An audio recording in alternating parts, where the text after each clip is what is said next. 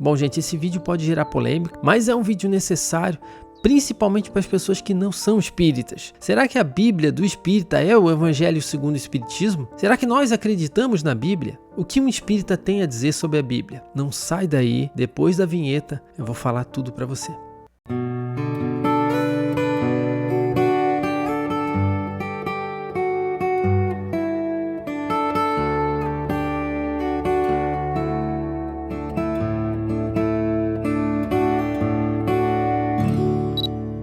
Olá, eu sou o Juliano, seja muito bem-vindo, muito bem-vinda ao canal Espírita Espiritismo em Foco. Se você ainda não é inscrito ou ainda não é inscrita, se inscreva no canal, não deixe de ativar o sininho e deixe aquele likezinho que isso ajuda aí muito a divulgar o Espiritismo aqui dentro da plataforma. Bom, antes de começar o vídeo eu quero perguntar para você o que você achou. Ficou legal com uma vinheta no canal ou você acha que deveria retirá-la e continuar direto com o assunto? Se você puder deixar nos comentários eu fico muito grato. A Bíblia é sem dúvidas o livro mais vendido e mais lido em todo o mundo. Ela é dividida entre o Antigo e o Novo Testamento e foi escrita por vários autores, bem como por profetas e historiadores inspirados por Deus. Ela já foi traduzida por mais de 3.000 idiomas e por esse motivo muitos conteúdos se perderam durante as traduções. Para muitos, as histórias contadas na Bíblia são inspiradoras, onde fala sobre o relacionamento do ser humano com Deus.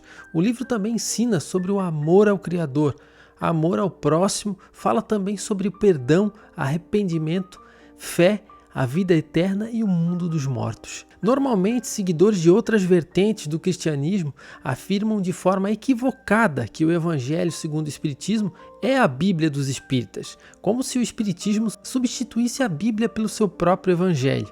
E não é assim. No entanto, o Espiritismo tem uma visão diferente, considerando a Bíblia como uma fonte rica de ensinamentos que podem ser proveitosamente estudados pelos espíritos para aprimorar a sua jornada espiritual. Entretanto, temos que reconhecer que, além dos incríveis ensinamentos morais que ela carrega, existem também outros que não se adequam mais aos tempos de hoje. Todos que estudam sem fanatismo estão cientes dessa realidade. Por exemplo, quem poderia hoje proibir uma mulher de falar ou pregar em uma igreja cristã, seguindo o que está escrito em Coríntios, capítulo 14, versículo 33 ao 35, que diz: "Pois Deus não é Deus de desordem, mas de paz. Permaneçam as mulheres em silêncio nas igrejas, pois não lhes é permitido falar. Antes permaneçam em submissão, como diz a lei. Se quiserem aprender alguma coisa, que perguntem aos seus maridos em casa, pois é vergonhoso uma mulher falar na igreja." Quem poderia impor nos dias de hoje alguns estatutos escritos em Deuteronômio, capítulo 25, versículo 11 ao 19, que diz: "Se dois homens estiverem brigando e a mulher de um deles vier para livrar o marido daquele que o ataca e pegá-lo pelos órgãos genitais, cortem a mão dela. Não tenham piedade." Gente, é complicado tentar aceitar isso como uma orientação divina, como era aceita na época. E eu gostaria de pedir de coração a muitos irmãos que vêm aqui nos comentários que não concordam com a minha opinião, ao invés de atirarem pedras, vamos refletir antes de condenar. Afinal, somos todos cristãos. E todos os trechos da Bíblia que eu estou citando não são palavras da minha cabeça. Estão realmente na Bíblia e podem ser facilmente pesquisados. Outro trecho que eu quero falar para você está em 1 Samuel 15, onde Samuel vai amando de Deus, a Saul e diz: "Saul, você é rei de Israel, eu mandei Samuel lhe ungir rei.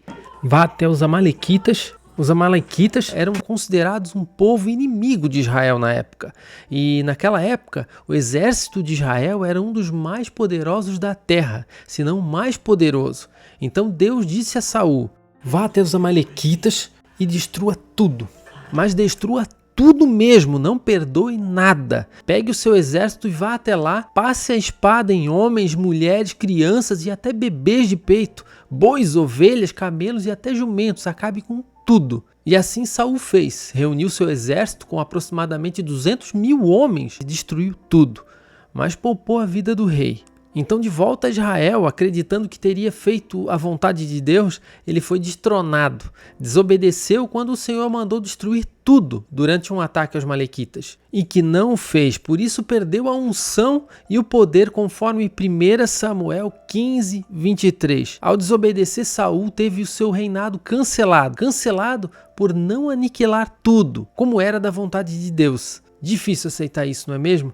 Deus é Pai misericordioso e de infinita bondade. Por que romperia um dos mandamentos que Ele mesmo criou? Não matarás. E quando pensamos em Deus, qual é a primeira definição que nos vem à cabeça? Não é amor? Pois é.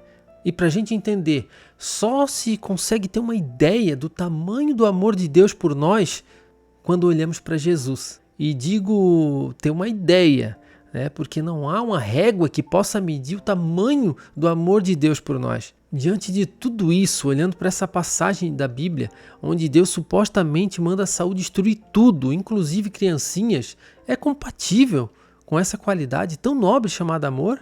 Não é mesmo? Então esses trechos são suficientes para demonstrar que a Bíblia não é infalível.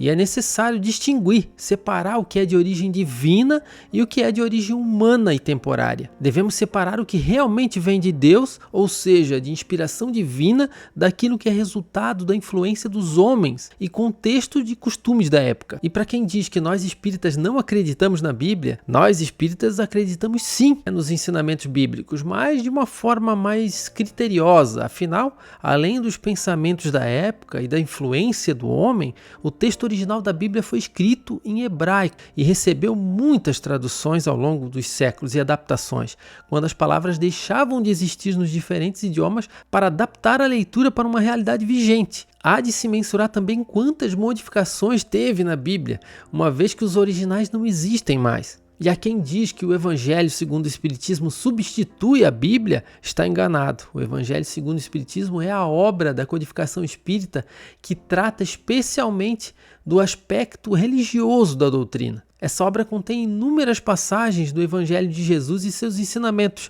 particularmente os de ordem moral, deixando claro a mensagem do Cristo com a realidade da vida espiritual, não sendo um livro à parte. Um novo evangelho. Essa obra nos mostra, sim, o evangelho de Jesus explicado segundo os ensinamentos espíritas. Como, por exemplo, não acreditamos que Jesus nos salvou.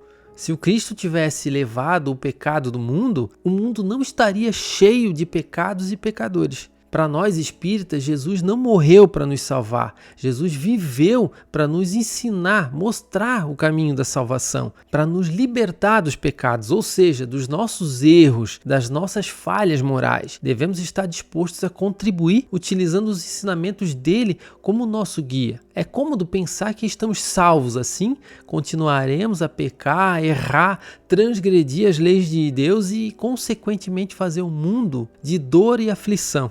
Resumindo, gente, os espíritas acreditam na Bíblia sim. A Bíblia é um livro de grande valia, com grandes ensinamentos, um livro importantíssimo para a humanidade, que nós espíritas tiramos grandes aprendizados, mas a estudamos sempre de uma forma mais criteriosa e racional. Afinal, o espiritismo é filosofia, ciência e religião. Bom, gente, o vídeo de hoje era esse. Agradeço a sua presença até aqui. Peço que você compartilhe, pois compartilhando o Espiritismo você ajuda na divulgação dessa doutrina que prega o amor e o desenvolvimento moral para assim evoluirmos. Para você que ainda não é inscrito ou ainda não é inscrita, se inscreva no canal.